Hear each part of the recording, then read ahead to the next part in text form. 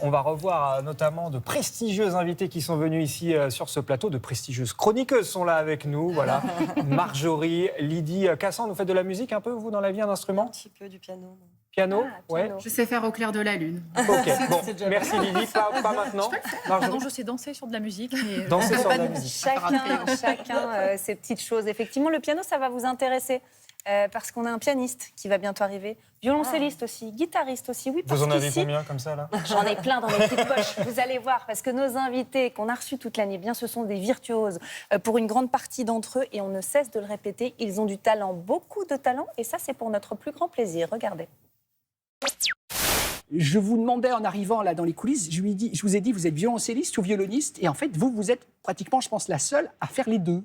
Oui. Je ne me suis pas trop posé de questions. J'ai commencé par le violoncelle et après j'ai voulu imiter Julie en attaquant le violon en plus. Et c'est vrai que j'ai pas pu avoir de modèle ou d'exemple de musiciens ou musiciennes qui soient à la fois violonistes et violoncellistes en professionnel. Mais je me suis jamais posé de questions. C'est mes deux instruments et je pourrais pas en choisir un. On va vous entendre dans We Are the Champions de Queen. Écoutez.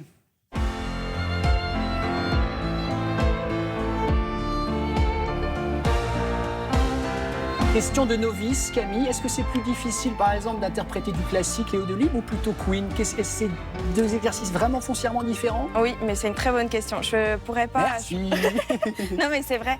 Je pourrais pas choisir un style parce que c'est deux œuvres, par exemple, que j'admire énormément. Et, mais techniquement, par exemple, ça ne demande pas les mêmes... peut-être qu'un titre de classique, des fois, va demander beaucoup plus de technique, mais en même temps, une chanson telle que We Are the Champions, il faut la respecter, il faut à la fois garder son essence, mais apporter quelque chose de nouveau. Et je trouve que c'est un challenge tout aussi grand, parce que l'artiste, je l'admire autant qu'en artiste classique, et je ne mets pas de hiérarchie. Donc je trouve que c'est un travail qui se complète bien, en fait.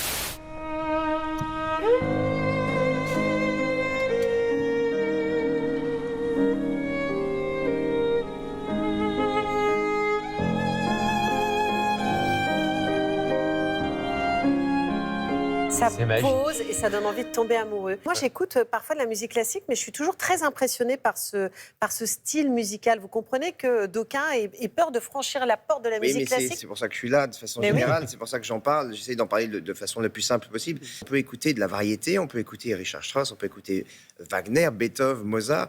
Et en fait, c'est toujours la même chose, c'est le déclic de se dire « je peux y aller ». Vous avez une relation presque un peu compulsive, il faut le dire, avec votre violon. Vous y passez combien d'heures par jour?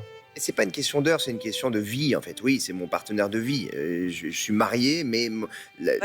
Elle compose avec le violon. Le violon fait partie de ma vie depuis que j'ai 4 ans.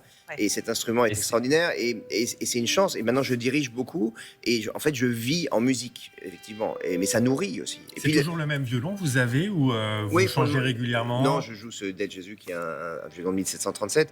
J'ai une chance incroyable. Et je le réalise chaque jour. Baila, baila, baila, baila, baila, baila, baila, me.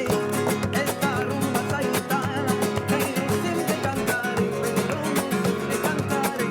yo no siempre cantaré, esta rumba saitana, que yo siempre cantaré. Vous êtes indissociable évidemment de votre guitare. Votre première guitare, je crois que c'est votre frère Ahmed qui vous l'a offert. Oui, vous avez quel âge? Mon frère Ahmed qui me l'a offert et vraiment, il m'a ouvert une porte d'un destin particulier que j'ai raconté chez Robert Laffont avec une histoire fantastique. Vous aviez quel âge? J'avais 12 ans. Et ça depuis Et depuis, je vais de surprise en surprise et incroyable. Incroyable. Pour composer, vous avez des trucs au début, quand vous vous lancez dans l'écriture d'une musique? Non, c'est des trucs, comme vous dites, c'est des trucs d'artisan. C'est aller à son travail tous les jours. Comme tous les jours au piano? Tous les jours au piano, puis chercher et éventuellement trouver. Ah, donc c'est plutôt de la discipline que du lâcher-prise ou des moments... Oui, mais vous savez, c'est pour ça que je dis beaucoup... quand on m'interroge sur cet album, que finalement je me suis rendu compte, au bout de toutes ces années, que chanter était plus une façon de vivre qu'un métier. Donc c'est pour ça que je passe facilement à la maison, de mon piano à d'autres activités. Quand je me promène dans la rue ou quand je cuisine, ce qui m'arrive, eh ben, les chansons que j'ai faites éventuellement le matin, elles continuent de me tourner dans la tête.